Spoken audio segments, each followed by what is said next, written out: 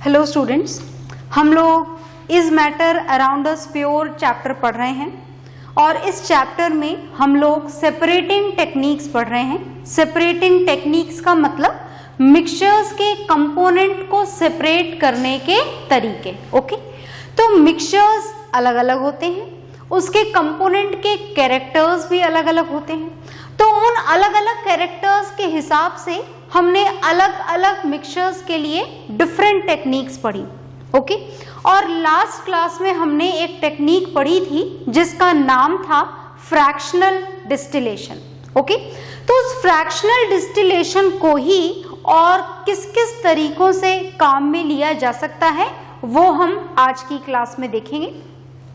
तो मैंने ये फिगर आपके लिए ऑलरेडी ड्रॉ करके रखा हुआ है। This is also related with the same method of fractional distillation. Okay, तो हम यहाँ पर इस फिगर के थ्रू, इस लंबे चौड़े अपैरेटस सेटअप के थ्रू क्या सेपरेट करने जा रहे हैं ये भी मैंने बोर्ड पर मेंशन कर दिया है। देखिए, हम यहाँ पर सेपरेट करने जा रहे हैं gases, separation of gases from air.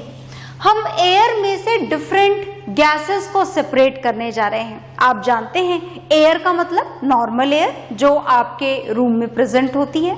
तो उस एयर में अलग अलग गैसेस होती हैं। जैसे आपने पढ़ा है, अगर आपसे सबसे ज्यादा गैस पूछी जाए कौन सी होती है आपके एयर में, then your answer is nitrogen. अगर सेकंड नंबर पे पूछी जाए then your answer is oxygen. मतलब आपको ये बात तो पता है कि हमारी एयर में ढेर सारी गैसेस होती हैं। देखिए यहाँ पर लिखा हुआ है, one is nitrogen, another is argon, another is carbon dioxide, one more this is liquid oxygen.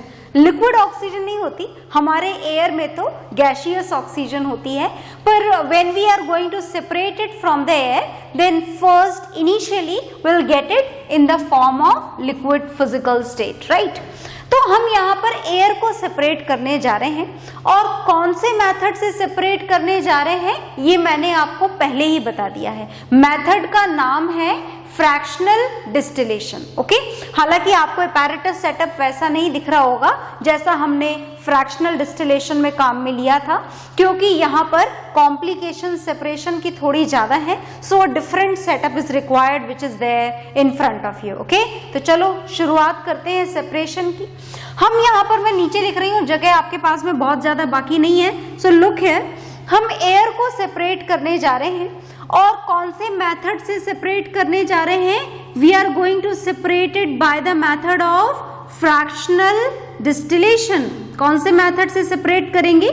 Fractional distillation के मेथड से सेपरेट करेंगे। आ गई बात समझ में? ठीक है।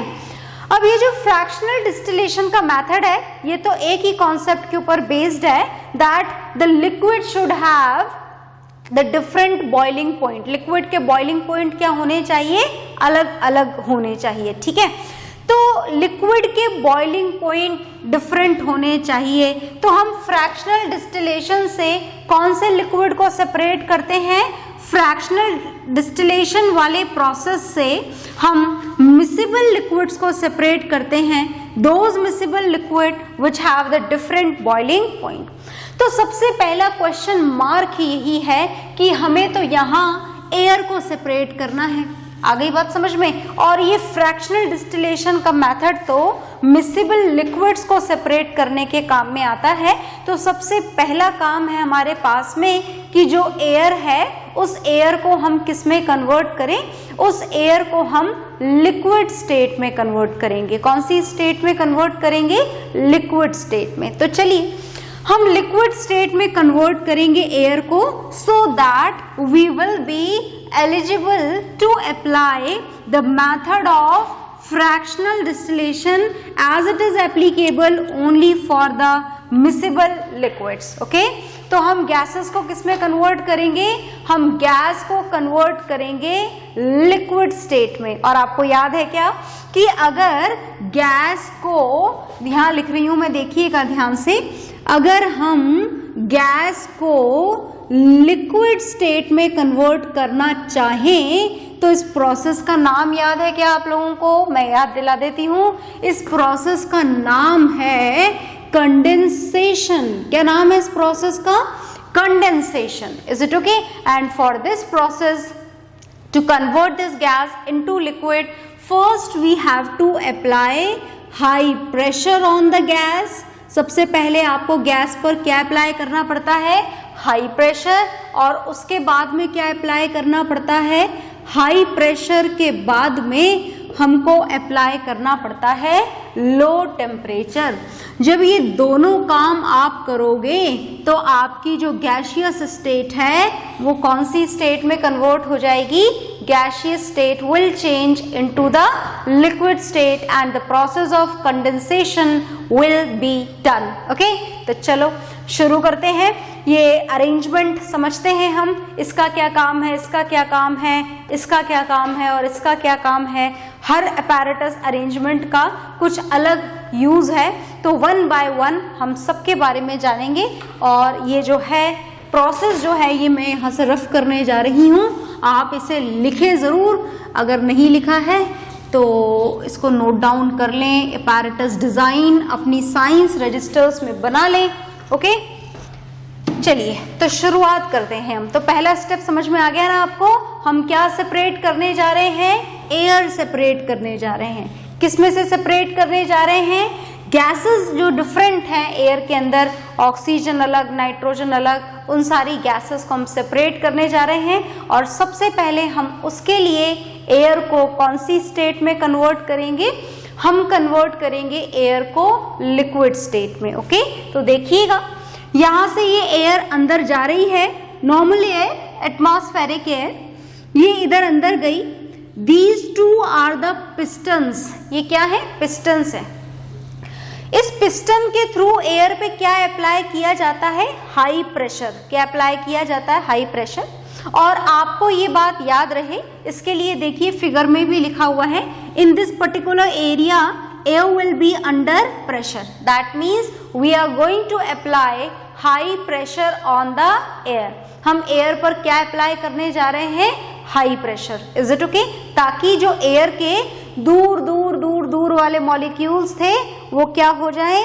पास आ जाएं। They should come closer to each other. क्या आ जाने चाहिए? एयर के दूर दूर वाले मॉलिक्यूल्स पास आ जाने चाहिए। ठीक है, तो यहाँ से जब एयर मॉलिक्यूल्स ऊपर जाएंगे तो वो कैसी हो चुकी होगी आपकी एयर? हॉट। अब क्वेश्चन ये है कि एयर का टेम्परेचर आखिर बढ़ा कैसे, एयर हॉट कैसे हुई? तो देखिए, जब आप एयर के मॉलिक्यूल्स पे इन पिस्टन से प्रेशर लगाएंगे तो एयर के मॉलिक्यूल पास पास आएंगे, आपस में टकराएंगे और टकराने के कारण उनका टेम्परेचर क्या हो जाएगा? इंक्रीज हो जाएगा। Is it okay? तो उस कारण से अब जो एयर आपको मिली है वो कैसी मिली है? Hot air.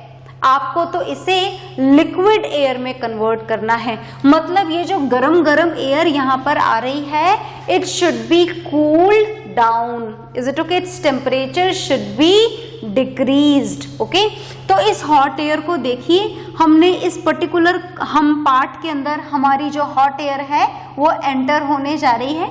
And this complete arrangement is only to cool down the air. तो आप इसे कंडेंसर भी बोल सकते हैं। क्या बोल सकते हैं आप इसे? कंडेंसर। जैसा कंडेंसर आपने फ्रैक्शनल डिस्टिलेशन में और नॉर्मल डिस्टिलेशन में भी काम में लिया था, बस शेप अलग है, काम इसका वही है। ये कंडेंसर है, जो गरम गरम एयर आ रही है उसे ये क्या करने वाला है? ठंडा करने वाला है। और उसके लिए हमने देखिए ये यहाँ पर क्या कर रखा है? ये यहाँ पर अरेंजमेंट कर रखा है, पाइपलाइंस गोल गोल गोल गोल घुमा रखी है। और इसमें देखिए कौन सा वाटर अंदर जा रहा है? Freezing cold water. जैसे ही पानी गर्म हो रहा है, इस गर्म पानी को यहाँ से वाटर आउट, आप और मेंशन कर दें कि हॉट वाटर यहाँ से क्या हो जाएगा? निकल जाएगा। और ठंडा पानी आप लगातार यहाँ से एंटर करवाते रहेंगे। तो ये ठंडा पानी एंटर हो रहा है और गर्म पानी यहाँ से बाहर जा रहा है। मतलब जो एयर इसके अंदर आएगी वो इस ठंडे पानी के सर्कुलेशन के कारण कैसी हो जाएगी? एयर ठंडी हो जाएगी। Is it okay? तो अब इस पार्ट में से जो एयर बाहर आएगी वो कैसी आएगी? Cold compressed air. कंप्रेस्ड क्यों? क्योंकि हम यहाँ इसको इनिशियली कंप्रेस कर चुके हैं। और कोल्ड क्यों? Because it is going to come from the condenser. Is it okay? तो कैसी एयर बाहर आ रही है? कोल्ड कंप्रेस्ड एयर, ये आई यहाँ पर बाहर। And this portion is known as separator. इस पोर्शन का क्या नाम है? सेपरेटर, क्योंकि यहाँ पर एयर का एक हिस्सा सेपरेट होने वाला है। And that is, look here, यहाँ सब कुछ मेंशन है, carbon dioxide will be separated from this separator in the form of dry ice. Is it okay?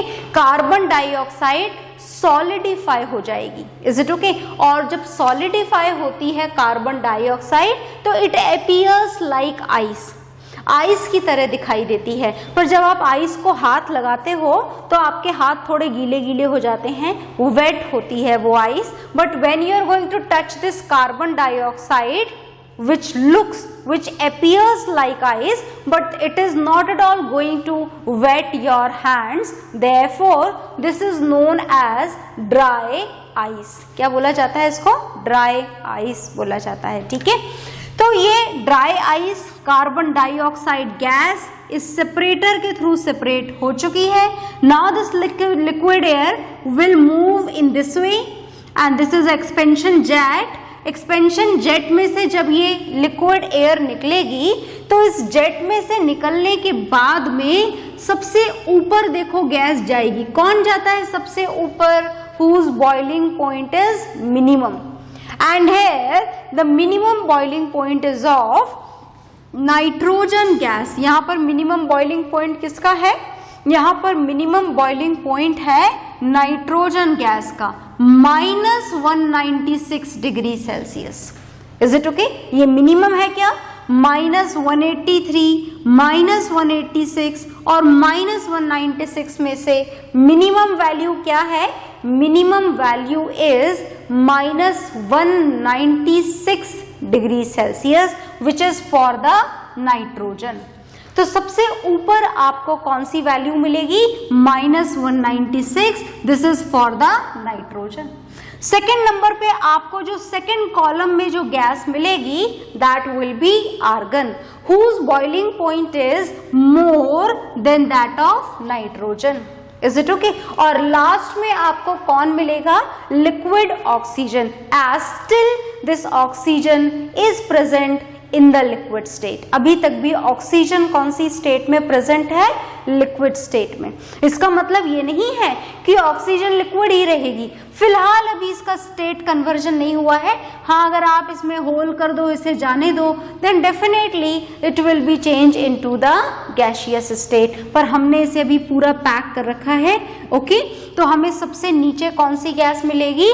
Oxygen gas, उसके ऊपर आर्गन और सबके ऊपर nitrogen, as its boiling point is minimum. किसका बॉइलिंग पॉइंट मिनिमम है? Nitrogen का। So in this way we have separated these four gases from the air. First, this carbon dioxide in the solid state. Second, this liquid oxygen in the liquid state. Third, this argon, and last is nitrogen. So this is the method of separation of gases from the air. Okay, so you have to draw this figure, आपको draw करना है। Okay, और separating technique आपको learn करनी है। तो मैं side में हट रही हूं, आप इसे नोट डाउन करेंगे। Then we will start with the next separating technique, right?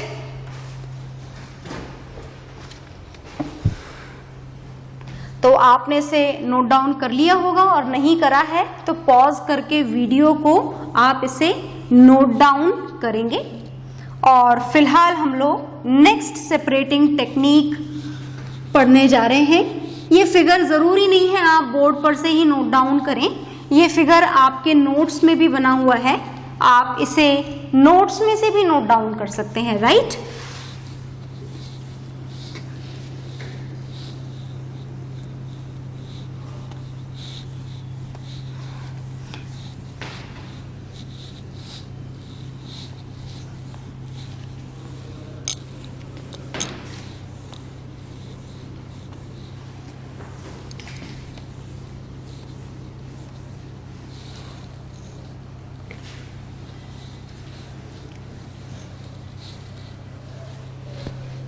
हाँ जी, तो नेक्स्ट जो सेपरेटिंग टेक्निक हम पढ़ने जा रहे हैं, this is very very important specially for your exams. पता नहीं क्यों बहुत इंपॉर्टेंट है ये, एग्जाम्स में बहुत ही यूजुअली पूछी जाती है।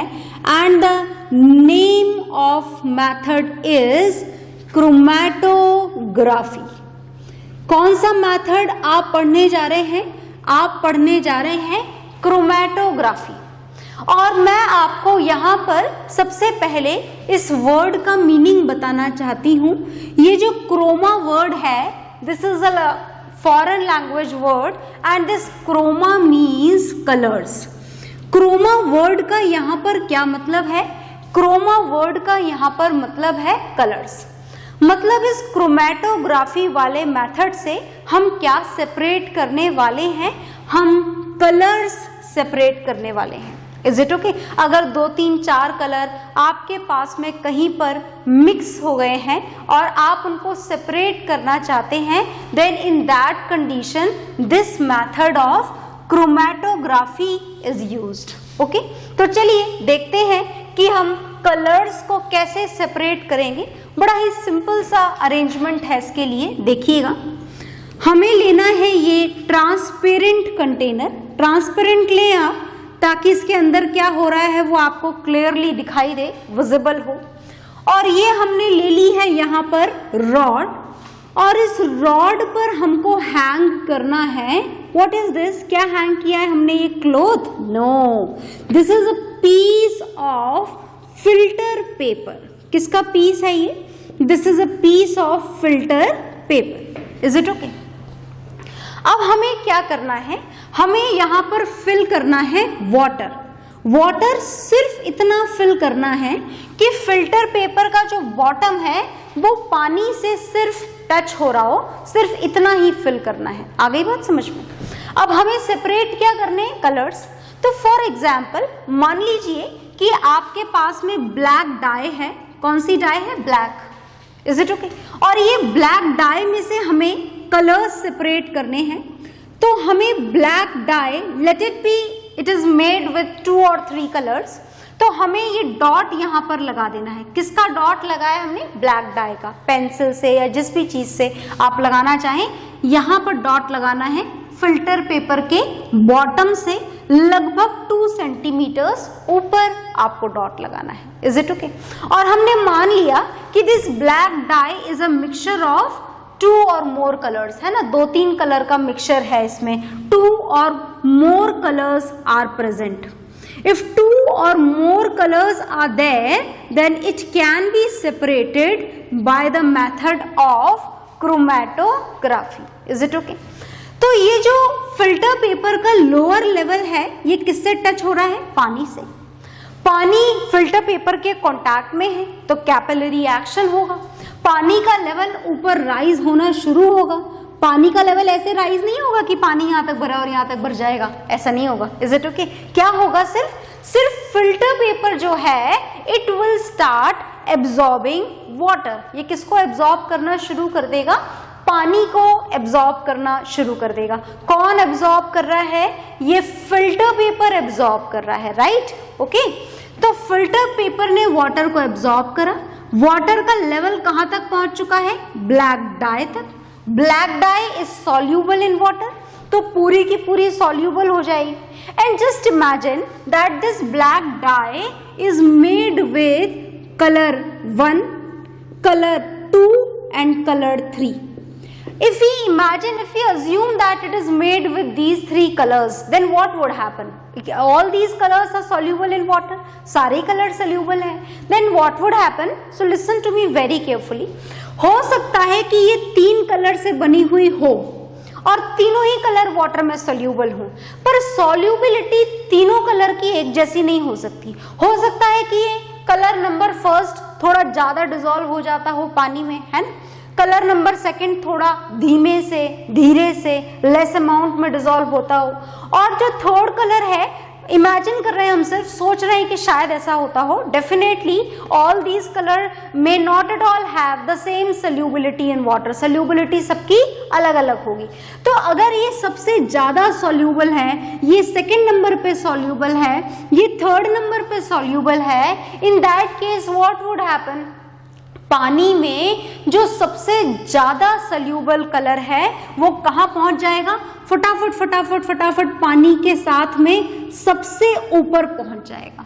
तो सबसे ऊपर कौन सा कलर पहुंचेगा, which is most soluble in water, जो पानी में सबसे ज्यादा सॉल्यूबल है। Is it okay? Second dot जो लगेगा ये किसका लगेगा, which is less soluble as compared to the first one, और सबसे पीछे है जो वो कलर रह जाएगा which is least soluble out of all these colors। तो समझ में आ रही है ना सारी बात। In this way, by the method of chromatography, all these colors will be separated। तीनों कलर क्या हो जाएंगे, सेपरेट हो जाएंगे। Is it okay? तो ये क्रोमैटोग्राफी है। इस क्रोमैटोग्राफी के सिंपल से फिगर को आप अपने नोट्स में से ड्रॉ कर लीजिएगा। मैं फिलहाल आपको नेक्स्ट सेपरेटिंग टेक्निक पढ़ाने जा रही हूँ।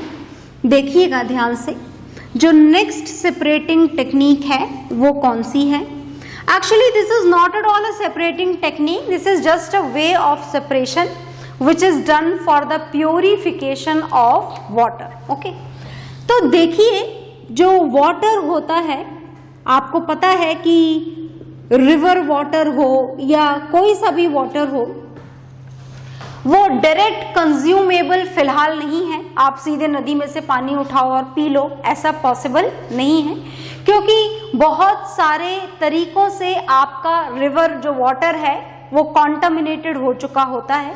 तो हमें उस वाटर के प्रोसेसिंग की जरूरत होती है, which is known as purification.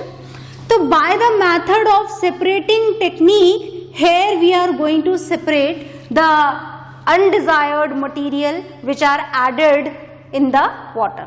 तो वाटर का अगर प्योरिफिकेशन करना हो तो what are the steps which has to be followed, कौन सी स्टेप्स होती हैं जो फॉलो करनी होती हैं, सुनिएगा ध्यान से। ओके, तो वाटर का प्योरिफिकेशन होने वाला है जी, वाटर आपका क्लीन होगा, क्लीन करेंगे हम वाटर को यहाँ पर।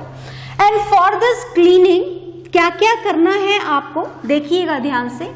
सबसे पहले हमको लेना है एक टैंक, वाटर का प्योरिफिकेशन हम शुरू कर रहे हैं।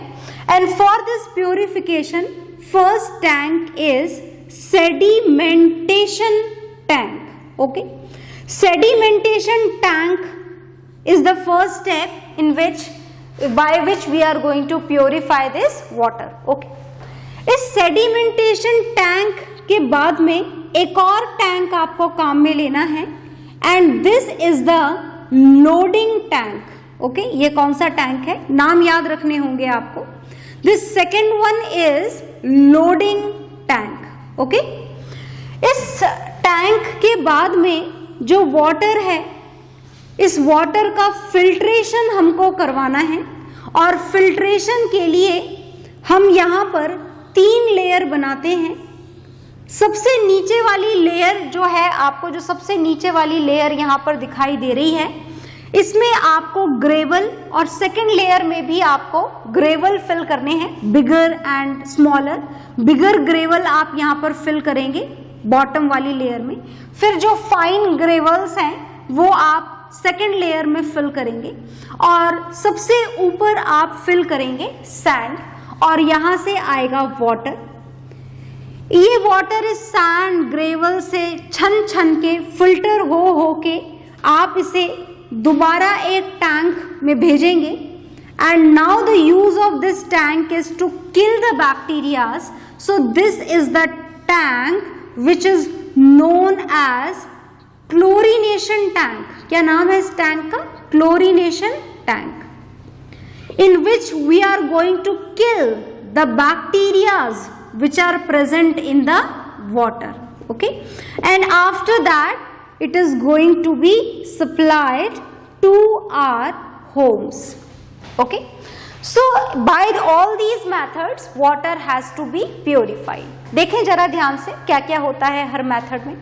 ये सेडिमेंटेशन टैंक है जिसमें आपको पानी को अनडिस्टर्ब्ड पोजीशन के लिए छोड़ देना होता है ताकि जितनी भी हैवी इम्प्योरिटीज हैं वो अपने आप कहां पर सेटल डाउन हो जाएंगी, बॉटम में इम्प्योरिटीज। ओके, ये लोडिंग टैंक है।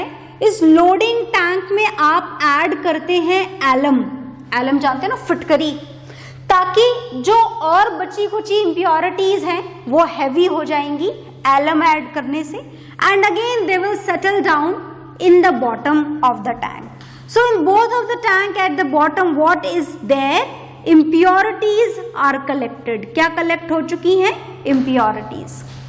तो इन सारी इम्प्योरिटीज के बाद में जो और बारीक इम्प्योरिटीज बची हैं, फाइन पार्टिकल्स, उनको अब हम इस टैंक में फिल करेंगे, which can be used as a filtration tank. क्या नाम है इस टैंक का, filtration tank. Is it okay, filtration का प्रोसेस होगा यहाँ पर। सैंड, ये ग्रेवल के मोटे particles, these are the smaller particles, ये सब से पानी ड्रॉप बाय ड्रॉप फिल्टर होकर इस क्लोरीनेशन टैंक में ऐड हो जाएगा। क्लोरीनेशन टैंक में हम क्लोरीन गैस ऐड करेंगे which will kill all the bacterias which are there in the water. Okay? इसके बाद में जो water है that is fit for the use, fit for the drinking purpose. So after which it can be supplied to our homes. Okay? तो इसी technique के साथ में हमारा चैप्टर और हमारी सेपरेटिंग टेक्निक्स खत्म हो चुकी हैं। ओके, आपके लिए काम अभी बाकी है, आपको क्वेश्चंस सॉल्व करने होंगे और साथ में चैप्टर को बहुत ही प्रॉपरली लर्न करना होगा, राइट? ओके, तो हम नेक्स्ट क्लास में न्यू चैप्टर स्टार्ट करेंगे। ओके, सो बाय एवरीवन।